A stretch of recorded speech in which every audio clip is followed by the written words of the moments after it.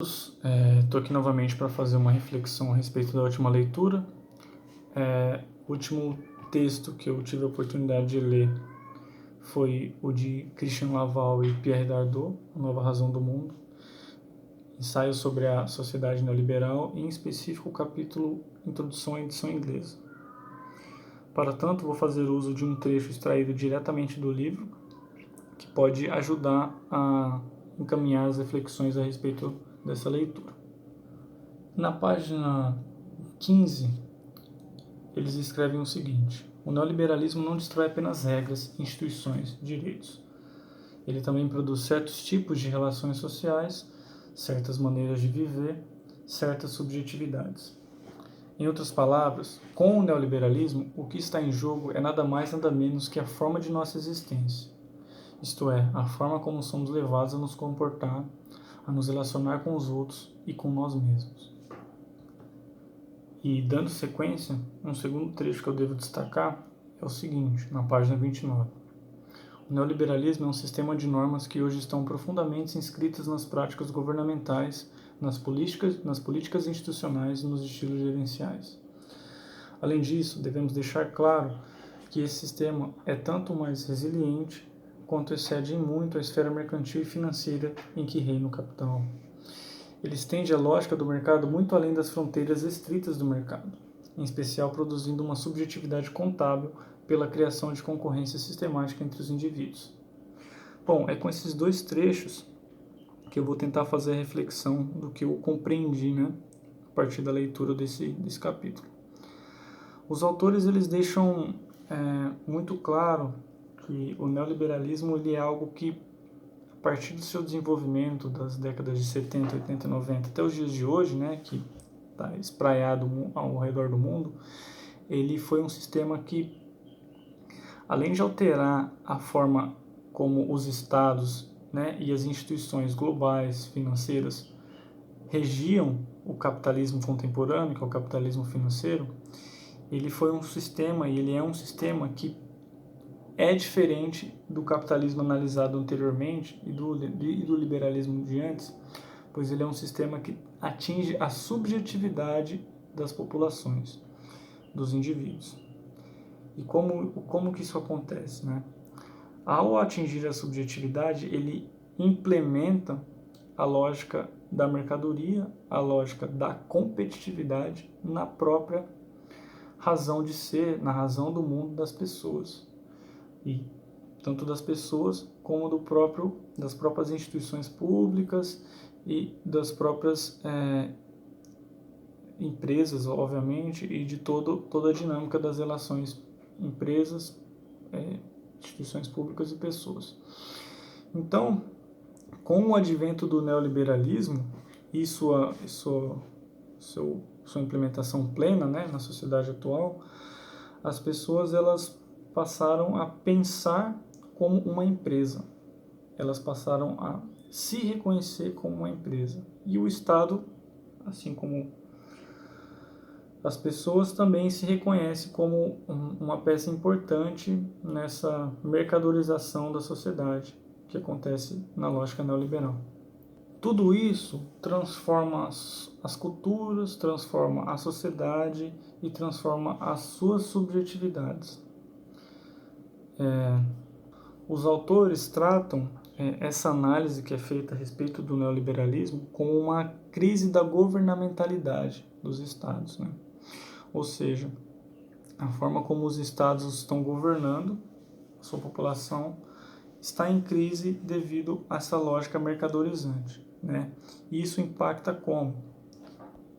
Um exemplo trazido no próprio texto é a questão da austeridade fiscal, que com isso há uma diminuição da despesa pública, que é um tipo de gerenciamento empresarial da ordem econômica dos estados, há uma redução da demanda e, a partir dessa redução da demanda, um aniquilamento dos empregos, e com isso há uma diminuição generalizada da qualidade de vida, da renda e dos acessos à população em geral. E, no final das contas, isso gera uma profunda regressão social, fazendo com que empregos sejam cada vez mais precarizados, garantias sociais que sejam cada vez mais precarizados, isso gera terceirização, isso gera perda de garantias básicas, enfim, coisas que só tendem a prejudicar a qualidade de vida das pessoas que mais dependem de um acesso e de uma garantia social básica ali para continuar, né? Para que isso seja possível, né, os autores apontam que, diferente do que pode parecer, a presença do Estado é fundamental para o funcionamento dessa estrutura neoliberal, né? O Estado, ele funciona como um amparador do mercado, ou seja, a exemplo da crise de 2008, crise da especulação imobiliária, quem deu a garantia de que os bancos não quebrassem, quem fez os investimentos para que as empresas ali do ramo imobiliário não quebrassem e a crise do capitalismo não se aprofundasse ainda mais, foram os governos, foram os verdadeiros amparadores da situação de crise ali do capital. Então, eles aparecem como um mediador fundamental, né, da relação das investidas do capital nos espaços onde anteriormente eles não alcançavam, né, pensando na subjetividade, pensando nas garantias, como por exemplo educação, como por exemplo saúde e por aí vai, e funcionam como esse grande amparador se alguma coisa inesperada pelo capital aconteça, né, fazendo grandes investimentos bilionários e garantindo que a situação para o lado do capital, para o lado do mercado, não piore ainda mais. E penso que, além disso, né, que eu deixei de falar, é que toda essa nova estrutura neoliberal, nova entre aspas, né, pensando num período recente da história, cria um ordenamento de competitividade em todas as instâncias da vida social, seja no indivíduo, seja na comunidade, seja no Estado, país e na ordem internacional. Então, essa ordem da competitividade, ela é agressiva e ela é retrato, né, de um tratamento empresarial da dinâmica do próprio indivíduo e da dinâmica da situação pública, da situação social, ou seja, há um regimento empresarial da dinâmica social que não faz bem para o social, e sim faz bem para o capital, para a mercadoria.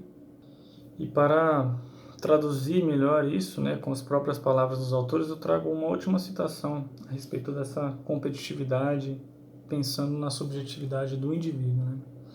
Eles chamam aqui, abro aspas, né, subjetivação contábil e financeira, que nada mais é do que a forma mais bem acabada da subjetivação capitalista. Trata-se, na verdade, de produzir uma relação do sujeito individual com ele mesmo que seja homóloga à relação do capital com ele mesmo, ou, mais precisamente, uma relação do sujeito com ele mesmo como um capital humano, que deve crescer indefinidamente, isto é, um valor que deve valorizar-se cada vez mais. E aí a gente percebe isso na dinâmica da vida das pessoas que adoecem, que se submetem a situações de exploração muito fortes, muito degradantes, né? E pensando no constante crescimento, na constante autovalorização, tratando-se como um tipo de capital humano, né? São termos aí típicos do neoliberalismo. Eu peço desculpa pela confusão da estrutura da apresentação dos argumentos dos autores. Tive uma certa dificuldade para colocar isso de maneira clara para vocês. Estou me desenvolvendo, estou no caminho. Enfim, agradeço aí. É um vídeo mais curto mesmo e espero vocês em breve com uma próxima leitura. Talvez seja até o próprio livro, que eu tenho alguns outros capítulos pendentes. Mas é isso aí, pessoal. Um abraço, até mais.